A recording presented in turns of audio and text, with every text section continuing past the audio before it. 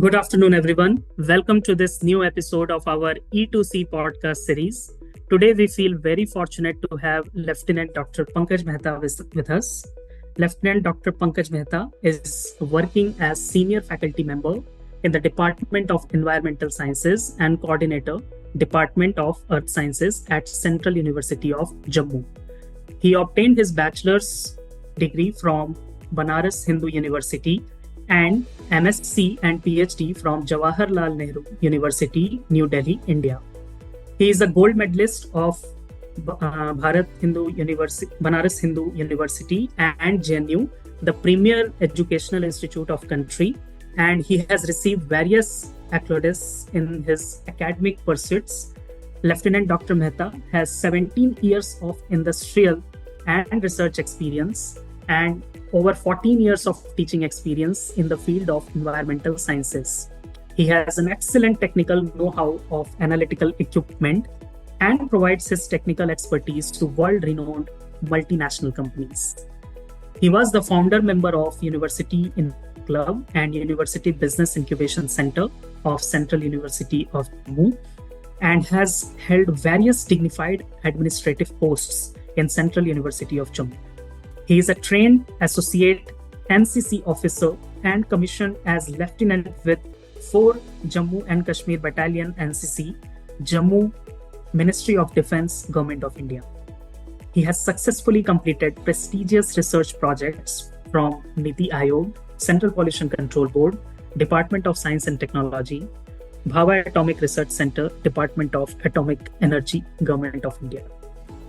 He is a trained faculty under Entrepreneurship Educator Program and has 7 IPR to his credit. He has delivered more than 6 invited talks at national and international platform, published more than 3 dozen research papers in national and international journals of repute, and authored 9 books of commission of scientific and technical terminology of Ministry of Education. He has supervised more than 70 students in varied research projects. He was conferred with Certificate of Appreciation by the Executive Council of Central University of Jammu in the year 2020. This is for his outstanding and exemplary contribution to academic corporate life of Central University Jammu, India. Well, Dr. Pankaj, once again, a very warm welcome to you on our E2C podcast show. Yeah, thank you, Dr. Pratik, for inviting me to this podcast show. I am grateful and I am honored to be a part of this. Thank you. Thank you, Dr. Pankaj. Today, we are going to interact with you on burning environmental issues, which definitely require a solution in form of sustainability intervention. As per the current environmental scenario, we all know that global conventions and world different meeting that has been held at world stage are being organized quite frequently now in wake of the rising environmental issues and challenges. The goal and mission of these conventions or meetings have significantly changed over the years, and we all have been kind of seeing this. Now this has brought in quite a few surprises that mostly deal with an impact on global ecosystem, and we can definitely feel the need to be together to solve any such issues that affect us and likely to be affecting our future generations as well. Dr. Pankaj, now that you have worked quite a lot in this domain, would you like to provide our audience a general overview of the rising, or rather I should say burning environmental issues that has engulfed the globe? Yeah, in the current scenario, we all are aware that this climate change, global warming, it is an issue of concern, and as a result of which there are a lot of problems which our planet is facing.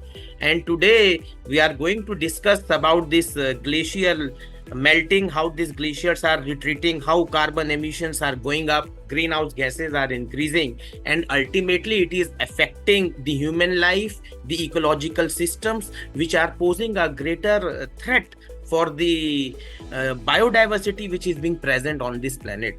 So in today's discussions, we will be taking up the issues by which all these problems can be tackled, what innovative solutions need to be taken in so that we can cut down on our carbon emissions to have a control over the global climate, so we can protect our ecosystem, and we can give this mother earth a chance for this homo sapiens and all these biodiversity to survive.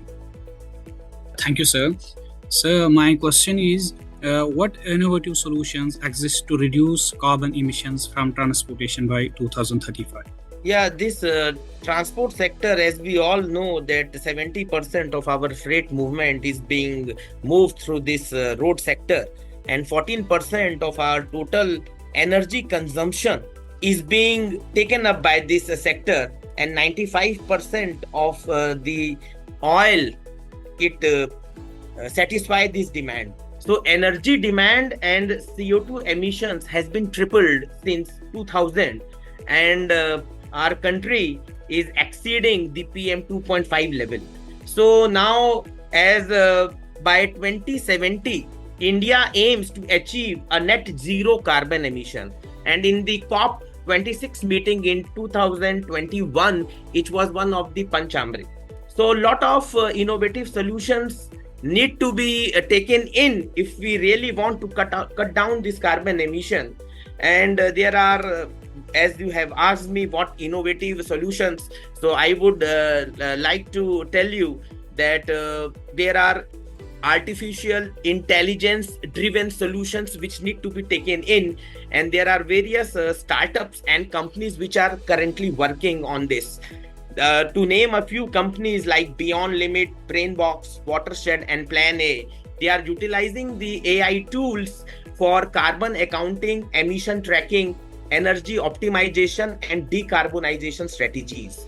And there are various startups which are coming like Elbow, Tomorrow, Blue Sky, and they all are working to tackle the climate change by investing in carbon sequestration and in carbon offsetting. So the current need is to introduce the electrical vehicles and hydrogen fuel cell technology, and we need to enhance the efficiency of the IC engines, because in the transportation sector, if we need to carry out the research on the optimization of fuels and engines by which we can cut down this emission. To name a few of the innovative technologies, I would like to tell you that urban air mobility is the current hour of the need, where we can introduce electrical vertical takeoff and landing aircraft for short distances. And we all know that these air taxis need to be introduced by which we can alleviate the congestions on the road. And these vehicles can operate using the sustainable energy sources, offering an efficient alternative for the traditional ground transportation. Simultaneously, we can work on this hydrogen fuel cell trucks, because hydrogen fuel cell technologies can be implemented in the heavy duty trucks, by which we can reduce the emissions from the freight transportation.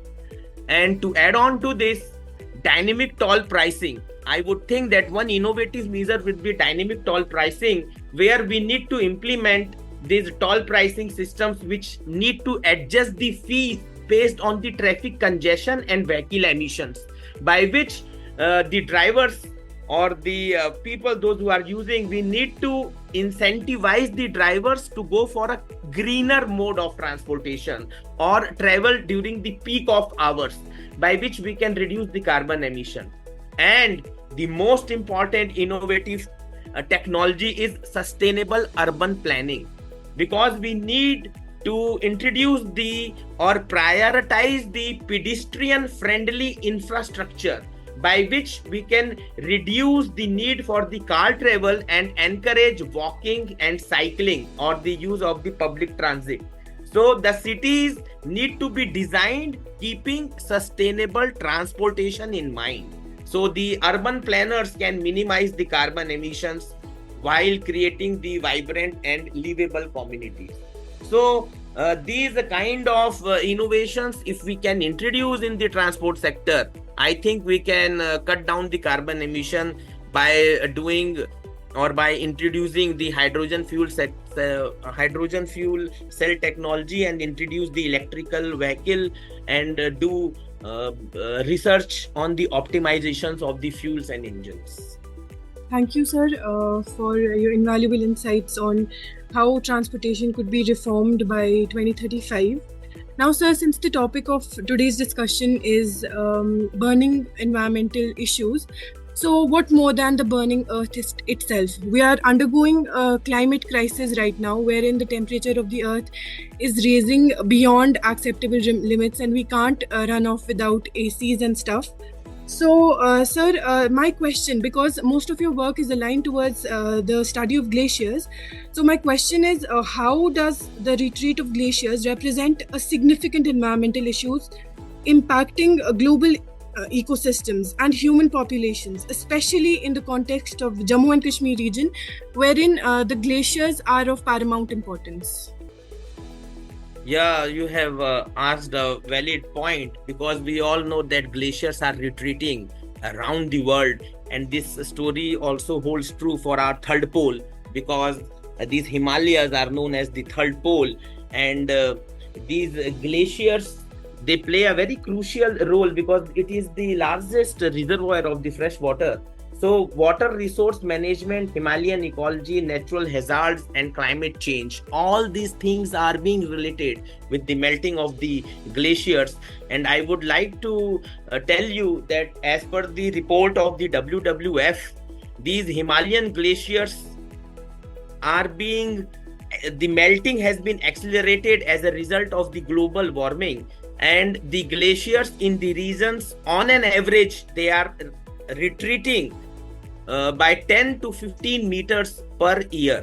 And the Khumbu glacier, which is the world highest glacier, it has retreated by over 500 meters in the past 50 years, as a result of which there is a decrease in the flow of water from the glaciers, which is having a significant impact on the local communities. So we all know that the agriculture, the people, those who are living the downstreams, for them, the drinking water supply, the agriculture, the hydropower generation, we all depend upon the glacial meltwater. Since the glaciers are retreating, or they are melting at a speed of more than 10 to 15 meters per year on an average, so it is going to put major insecurity for the water supply. And there is an article, if I come to this our region, this Gangotri glacier, which is in the Indian Himalayas, it has retreated by approximately 20 meters per year over the past few decades. And this Ganga river basin, which is heavily dependent on the glacial meltwater, these glaciers contribute 67% of its flow during the dry season. In the Indian context, the glacier feed rivers, it supports 40% of the nation hydropower. So coming to this context, this global warming, or this temperature, as you have said, which is increasing, it is because of the carbon emissions, the greenhouse gases, what we are emitting into the atmosphere, as a result of which temperature is rising. And one interesting point is this, that glacier melting also releases the methane into the atmosphere. So it is a positive feedback process, because thawing permafrost also releases the methane, and methane is a greenhouse gas having the global warming potential 25 times more than CO2.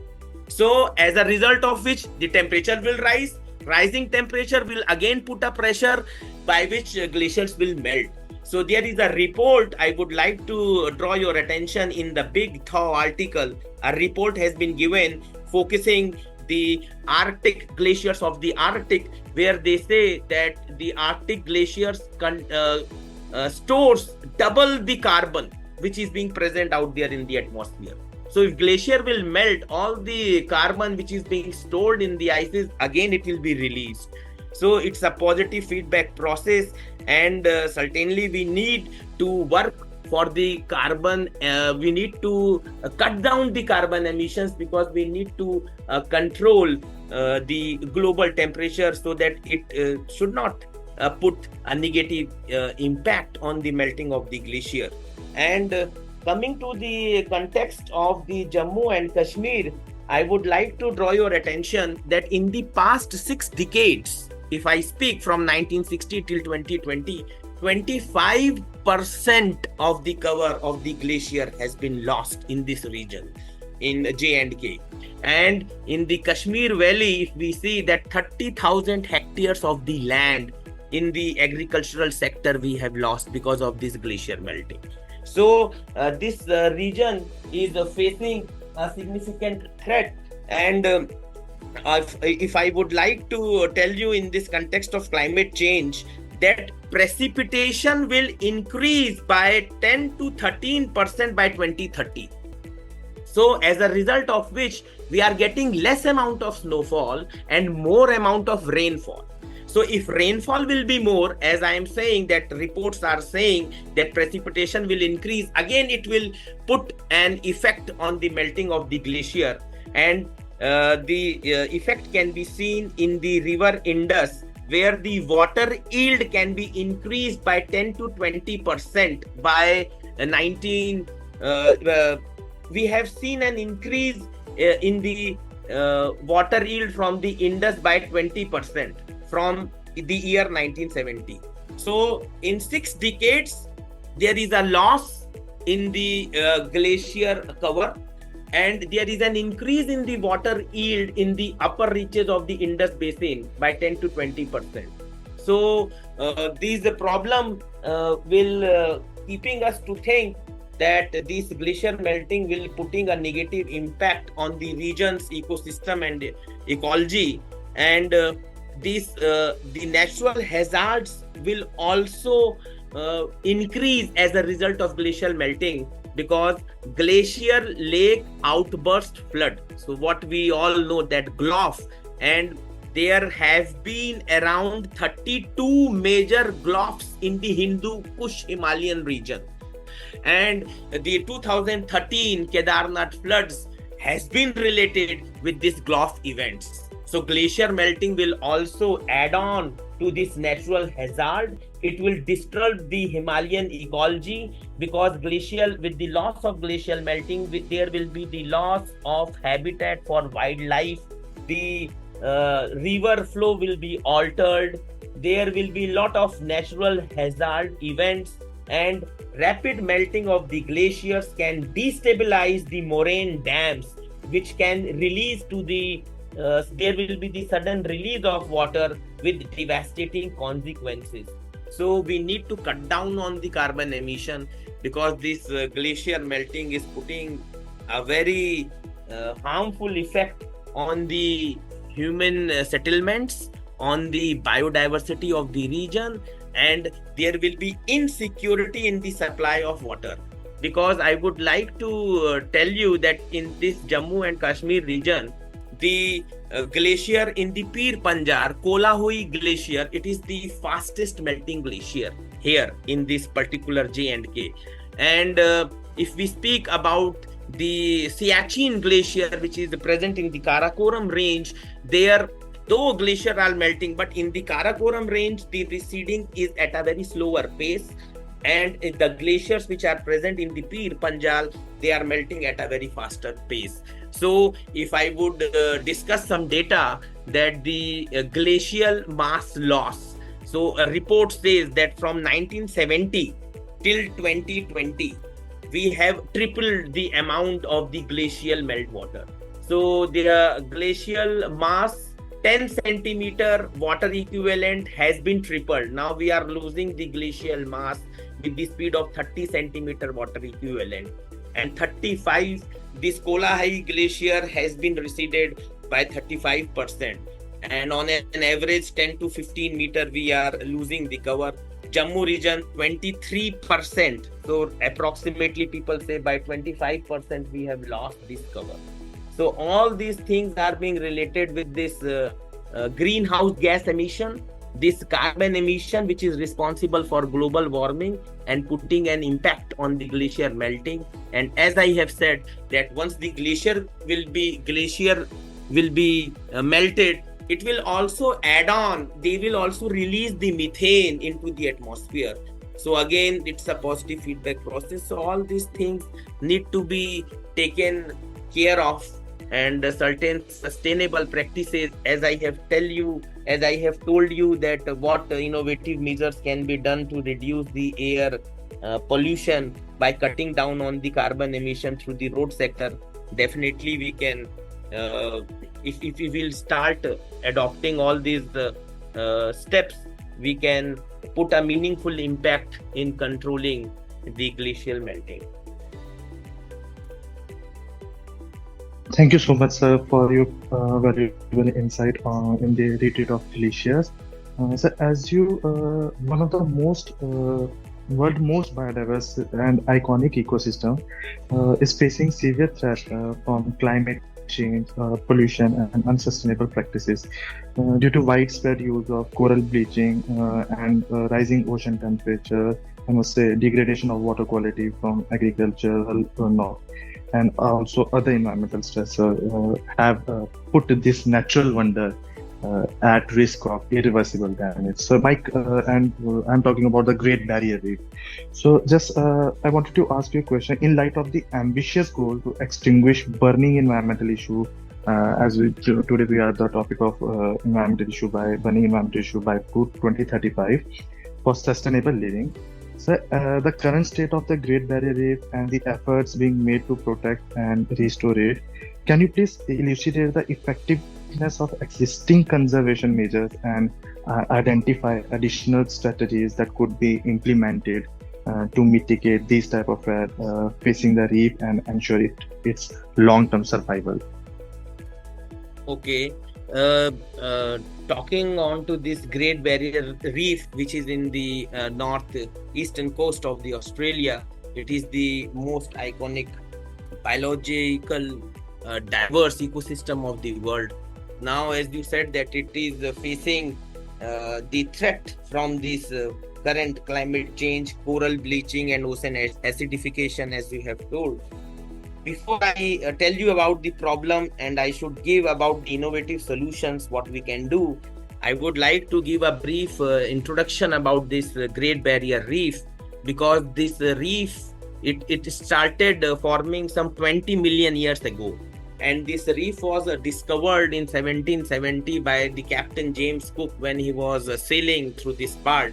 And this place was visited by the marine biologist and environmentalist. So Charles Darwin in the year 1836 has described about this reef, about the structure of the coral reef and its distribution.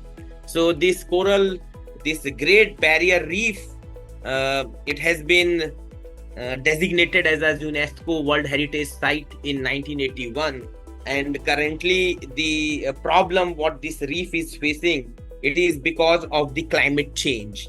The rising sea temperature, ocean acidification, and extreme weather events which are associated with the climate change, they pose a significant threat to this reef. So the increased sea temperature, we all know that global warming is taking place, so temperature is rising. So this increased sea temperature, it triggers the coral bleaching event. And to tell you about this coral bleaching, what does it mean?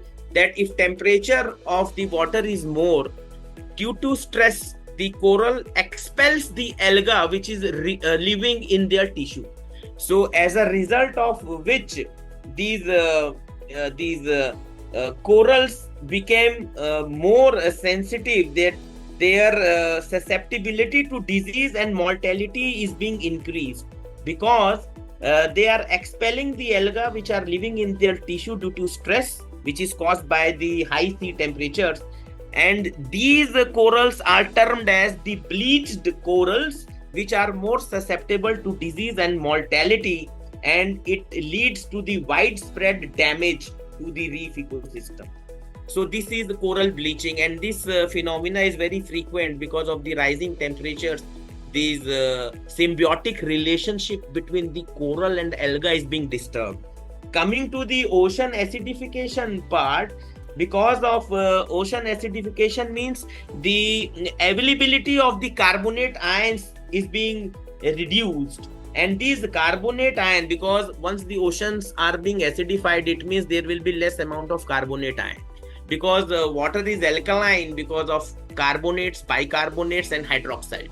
So if there will be less availability of the carbonate ions, so these reduced availability of carbonate ions will put a pressure again on the corals, because they need carbonate ions to build up their skeleton, because corals are calcium carbonate in nature. So by the reduced amount of carbonate ions in the ocean water, their skeletons will not be developed, because they need to build their skeletons. So because of this ocean acidification, again there is a problem. And these extreme weather events such as cyclone and storms, they cause physical damage to the coral reefs and disrupt their ecosystem dynamics.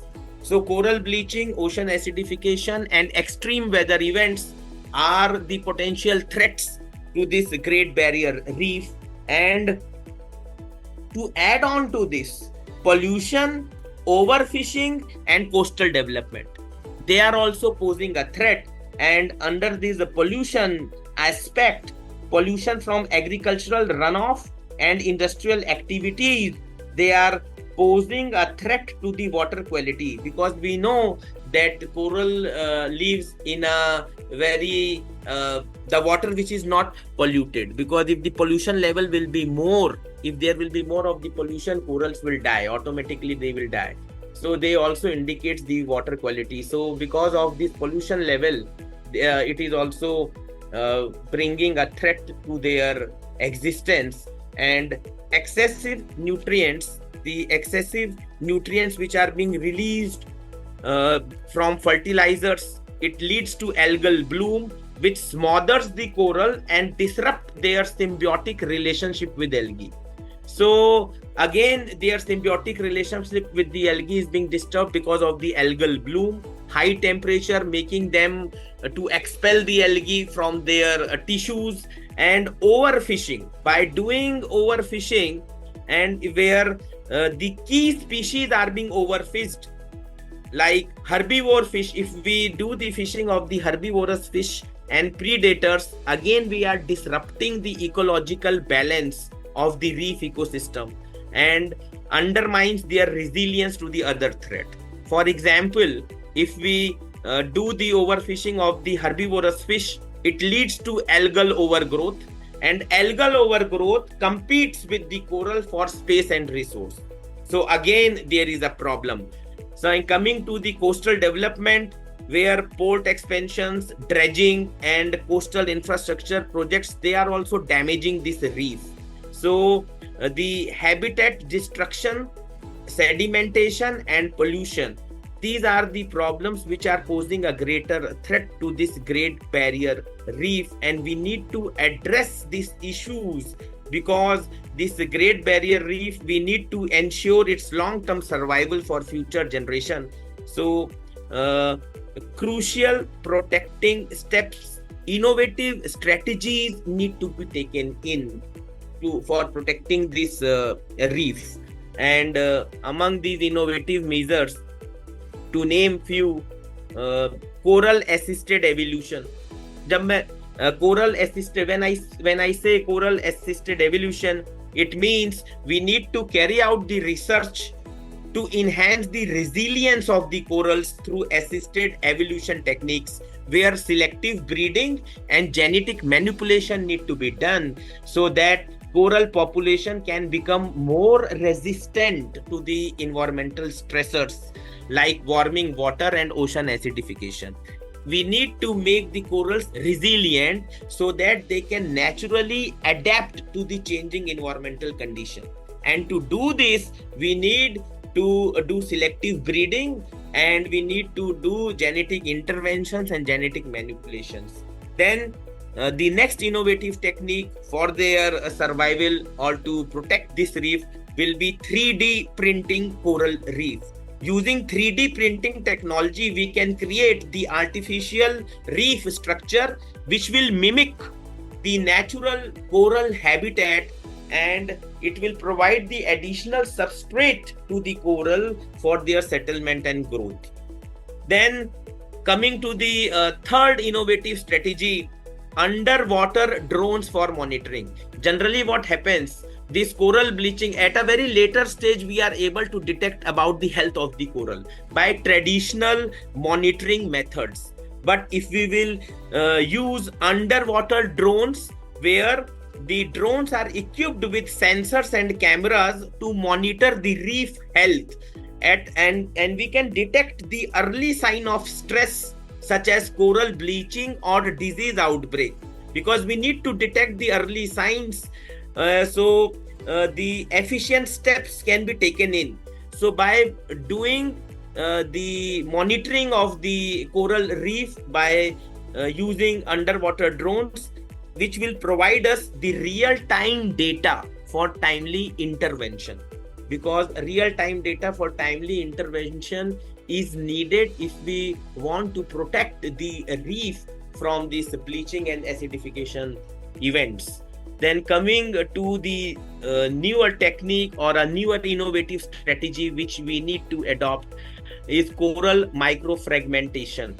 So utilizing this innovative coral microfragmentation technique, which will propagate coral more rapidly and efficiently. It is a technique where larger coral colonies are being broken up into smaller fragments, which can be grown into new colonies in controlled environment before being transplanted into degraded reef sites. So these innovative strategies we are working on to this. People are working, research is being carried out around the world. And apart from this, the most important step is citizen science and crowdsourcing.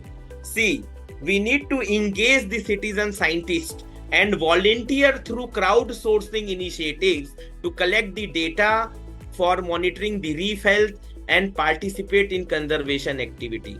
Without citizen science projects, it would be very difficult. So these citizen science projects will provide the valuable support for reef monitoring and research efforts while raising awareness and fostering community involvement. We need to involve the community, we need to involve the people, we need to raise the awareness, and we need to use all these innovative strategies like 3D printing, coral microfragmentation, using underwater drones, and then coral assisted evolution, so that we can always protect this reef. Apart from this, the most important is a nature-based solution, which I would like to tell you that we need to promote nature-based solutions such as mangrove restoration and seagrass cultivation and conservation to enhance the resilience of coastal ecosystem. If we will enhance the resilience of the coastal ecosystem, definitely we are going to protect the coral reef from land-based pollution, sedimentation, and erosion. So among this nature-based solution, we need to protect or restore mangroves and seagrass, because healthy mangroves and seagrass beds, they provide essential habitat and ecosystem service that supports reef health and function. So by combining innovative strategies with traditional conservation approaches and the ongoing research effort, we can always enhance the resilience of this Great Barrier Reef and safeguard this iconic ecosystem for future generation. So the time has come that we need to work out, and the international collaborations are already being made to protect this Great Barrier Reef. And if we see that in today's scenario, the problem is of the carbon emission, then global warming, then glacier melting, and effectively as a result of climate change, what we are seeing that there are hydrometeorological events which are taking place around the world, and cyclones, storms, floods, droughts. These hydrometeorological events which are being raised because of these climate change events, they are posing a greater threat to the humanity, to the ecosystem, and to the globe as a whole. Thank you, Dr. Pankaj, for your great insights on all the questions that has been asked by the audiences. And I'm sure our listeners would be noting all those points and getting to know that how important it is to accept the innovative solution and technologies which is related to the green energy.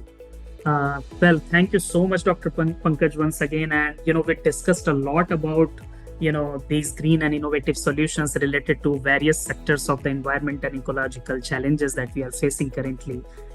We started with the discussion on the rising congestion issues in transportation sector, and where the urban mobility need to be relooked, and how an alternative solution such as hydrogen fuel, which we just discussed now, needs to be incorporated to curb the transportation pollution.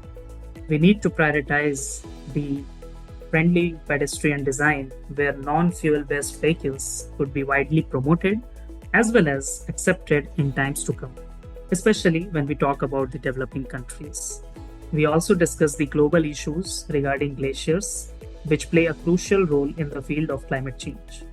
And also we discussed how glacier melting is impacting the water challenges, especially for the people who live downstream, and how it's affecting their life, including the agricultural land loss and other elements which will be deciphered, in times to come. Hopefully not.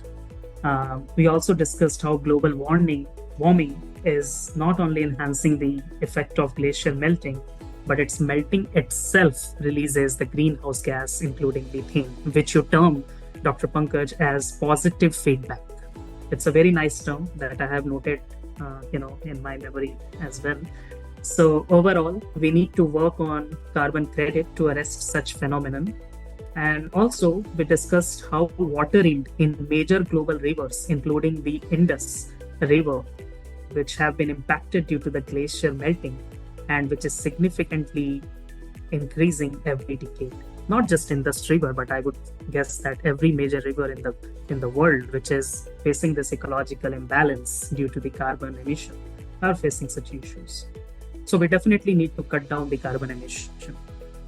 We continued our discussion on the Great Barrier Reef, which is situated in the northeast coast of Australia, which is facing a major ecological impact, and how you discussed that the coral bleaching, which is another interesting term, is causing the disruption of the ecological balance and are further mortalizing the specific organisms which are the pivotal, I would say, the wildlife that are a part of Great Barrier Reef. We discussed on how the genetic modifications of organisms could be thought as an alternative or as a part of innovative strategies and solution to further preserve the Great Barrier Reef ecology. We discussed 3 to more, innovative strategies, which I'm sure our audience and listeners would have noted and would like to revisit your podcast and would like to listen to all those strategies, I'm sure. And once again, Dr. Pankaj, it was an absolute pleasure to host you on our An EcoCast podcast series. Thank you so much. Thank you, Dr. Pratik, and it was my pleasure to be a part of this An Eco podcast.